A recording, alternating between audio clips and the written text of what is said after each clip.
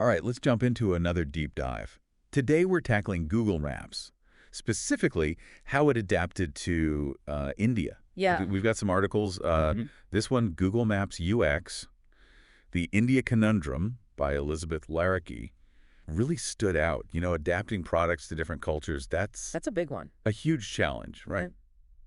And this is a classic example, I think. Yeah, it is. I mean, it seems so simple, navigation, right? Right. But when you think about the cultural aspects, it gets It gets way more complex. really complicated. So Google Maps launched in India back in 2008, and it kind of flopped initially. Yeah, it did. Their initial approach was based on street names and addresses. Right, the standard model. But in India, it didn't really work. Why? What was going on that made it so hard for people to use?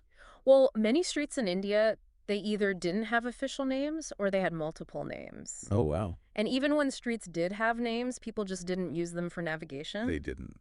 So how are they getting around? Landmarks. Landmarks. Yeah, like parks, monuments, shops, Hmm. even specific trees or buildings, things that were familiar. Ah, so instead of saying, like, turn left on Elm Street, it's turn left at the big banyan tree. Exactly. That makes sense. Landmarks they're visually distinctive, right? Easy to remember. Yeah, and they provide context, a sense of place. Okay, but how did the Google Maps team figure this all out? I mean, Yeah. did they just magically realize it? They sent UX researchers to India Oh, to actually observe how people navigated in the real world. I was reading about that. Yeah. Calling businesses for directions, asking people to like draw maps, Yeah, even following people around. exactly. It was like immersive research. That's wild. And through that, they gained some real valuable insights. And those insights, they really changed the game for Google Maps, right? Oh, yeah. This wasn't just like adding a few landmarks here and there. No, They no, had to rethink the whole navigation concept. Yeah. The whole thing is a paradigm shift. They realized that landmarks weren't just a backup, they were the primary way people navigated. Wow. So what did these insights tell them about how Indians actually used landmarks? What made landmarks so effective for them? Well, for one, they used them for basic orientation, like head towards the clock tower, for example. Okay, yeah. Then reference points for turns, turn right after the blue It's building. just a completely different way of thinking about directions than what we're used to in places with like street addresses everywhere. Yeah, completely different. And the research also showed that effective landmarks weren't like grand monuments. Not the Taj Mahal. Right. They were often everyday places. Oh, interesting. So like that chai stall on the corner or something? Exactly. Familiarity and relevance to the community, that's what mattered. So Google realized they couldn't just force their existing system onto India. They had to adapt. Yep. Embrace this whole new approach. It was a humbling realization, but it led to a much better product in the end. And it shows how crucial it is to understand your audience. Yeah, absolutely. Mm-hmm. The story's already fascinating. We've only scratched the surface, though. How do they actually turn these insights into a redesign? What did the new Google Maps experience actually look like? That's a great question, and we'll dive into those details right after this. So we were talking about how Google Maps had to really shift their thinking to make things work in India. Yeah, it was a big aha moment for them. Landmarks were the key.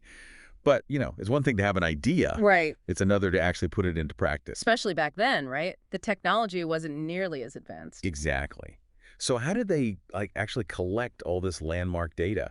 Was there some massive database of every little chai stall and banyan tree? Well, not initially. No, they had to be pretty resourceful. It involved a lot of local knowledge, partnerships, even crowdsourcing. Crowdsourcing. You mean they were relying on the people who actually knew these landmarks? Yeah, exactly. They encouraged users to submit landmark info, worked with businesses, local agencies to check the data, update it. So it was a community effort. That's kind of cool. It was. And like you said, technology was a big constraint back then. Smartphones weren't as widespread. GPS wasn't as reliable. Right. So how did they deal with those limitations? Any funny stories from those early days of landmark-based navigation? Oh, I'm sure there were plenty. Imagine trying to pinpoint a landmark on a map when GPS was still a bit wonky. And landmarks would change, Yeah. Shop closes, tree gets cut down. People must have ended up in some strange places. I bet. But, that's part of how people navigate in the real world, right? It's not always perfect. Fluid. So they were constantly adapting, improving based on what users were telling them. Exactly. User feedback was crucial. And over time, as technology got better, GPS became more accurate, things got smoother. It's like they blended this old school wayfinding with cutting edge tech.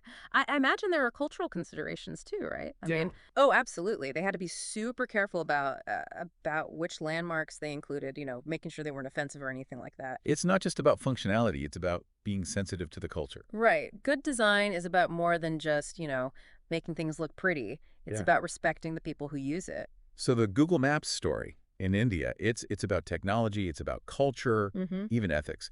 But at its core, it's really about user-centered design. It shows how a company can really succeed by listening to its users, understanding their needs, adapting. So what happened next? Did this landmark-based navigation become the norm in India?